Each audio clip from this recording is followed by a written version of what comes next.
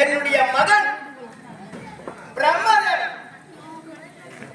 சிருஷ்டிக்க வேண்டிய 4 வேதங்களை கவர்ந்து விட்டார். அனைத்து 4 வேதத்தையும் கவர்ந்து கொண்டு பார்க்கிறவர்கள் சென்று மறந்து விட்டார். என் மகன் ஓடி வந்தார். தந்தையே, சோமகாசுரன் 4 வேதத்தையும் கவர்ந்து விட்டார்.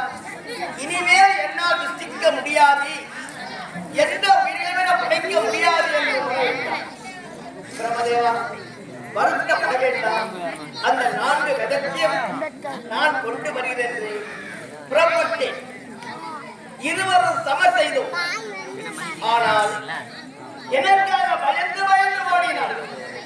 இவனை இப்படி விட்டால் ஆகாது என்று மச்ச வடிவம் எடுத்து சோமகாசுரனை அழித்து 4 வேதத்தையும் கொண்டு வந்து மரணம் கொடுத்து சிறிது காலம் உருண்டோடியது.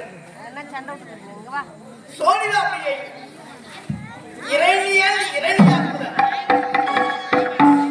இரு தம்பிகள், அண்ணன் தம்பிகள் ஆண்டு வந்தார்கள். இரணியன் இரணியாக்குடன் என்ன செய்தார்? ஊடகத்தில் நடக்க வேண்டிய அனைத்து உண்மையும் தேவர்களுக்கு இவள்தான் உரைக்கின்றார், பூமாதேவி தான் உரைக்கின்றார் என்று தெரிந்து பூமாதேவியை வாயாக சுருட்டினார். முறையிட்டால் பூமாதேவி, சுவாமி, அனைத்தும் அறிந்தவர் நீங்கள், அனைத்தும் தெரிந்தவர்கள். இரணியாக்குடன் அங்கு நடக்க வேண்டிய உண்மை அனைத்துமே உன்னிடத்தில் உரைக்கின்றேன் என்று என்னை வாட்டி உரைக்கின்றார், வாயாக சுருட்டுகின்றானே என்று முறையிட்டார். பூமாதேவி கவலைப்பட வேண்டும். இரணியாக்குடன் அழிக்கிறேன் என்று புறப்பட்டேன். இருவருக்கும் சமர் நேர்ந்தது, கடும் சமர் நேர்ந்தது. இரணியாக்குடன் என்ன செய்தார்? எனக்காக பயந்து நரகலால் கோட்டை கட்டி அதன் உள்ளே அமர்ந்து விட்டார். அறிந்தேன், என்னவென்று புரிந்தேன். இந்த நரகை கோட்டை கலைத்தால்தானே இரணியாக்குடன் அழிக்க முடியும் என்று வெள்ளைப்பன்றி அவதாரம் எடுத்து வெண்பன்றி அவதாரம் எடுத்து நரகனை கலைத்து இரணியாக்குடன் அழித்து மீண்டும் பூமாதேவியை பார்த்து சொன்னேன், கொடியவன் அழித்து விட்டார், இனிமேல் உனக்கு எந்தவித கவலையும் என்று உரைத்தேன். சும்மா இருந்தாரா பூமாதேவி? ஆண்டவா, இதற்கு முன்பு இருந்த உருவத்தை விட இந்த வெள்ளப்பன்றி அவதாரம் எனக்கு ரொம்ப பிடித்திருக்கு. இந்த நேரத்தில் நாம் இருவரும் சந்தோஷமாக இருக்க வேண்டும் என்று உரைத்தார். வேண்டாம் என்று மறுத்தேன், கேட்கவில்லை. இருவரும் சந்தோஷமாக இருந்தோம். இருவரும் ஒன்று சேர்ந்தோம். அதே இடத்தில் ஒரு குழந்தை பிறந்து, ஆண் குழந்தை. அந்த ஆண் குழந்தைக்கு நரகாசுரன் என்று பெயர்த்து பூமாதேவி என்னை பார்த்து உரைத்தார். சுவாமி, என்னை பார்த்து சிரிக்கின்றான் மகன், உன்னை பார்த்து அழுகின்றானே என்று கேட்டார். பூமாதேவி, என்றைக்கு இருந்தாலும் இவன் என்னுடைய கரத்தால் அழிய வேண்டுவன். ஆக நான் என்னை பார்த்து முறைக்கின்றான், உன்னை பார்த்து சிரிக்கின்றான் என்று உரைத்தேன். சிறிது நேரம் கழித்தது. இரணியாக்குடன் அழிந்து விட்டான் என்ற செய்தி இரணியன் அறிந்தார்.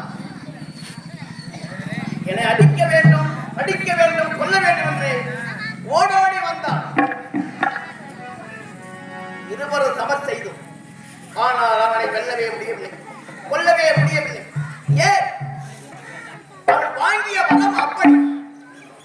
இரவிலும் எனக்கு இறப்பு என்பது வரக்கூடாது, பகலிலும் எனக்கு இறப்பு என்பது வரக்கூடாது, எந்த ஒரு ஆயுட்காலம் நான் இறக்கக்கூடாது என்று வரங்கள் பெற்றான். ஆனால் அவனை அழிக்க முடியவில்லை. என்ன செய்தேன்? அவனுடைய வயிற்றில் பிறந்த மகன் பிரகலாதன்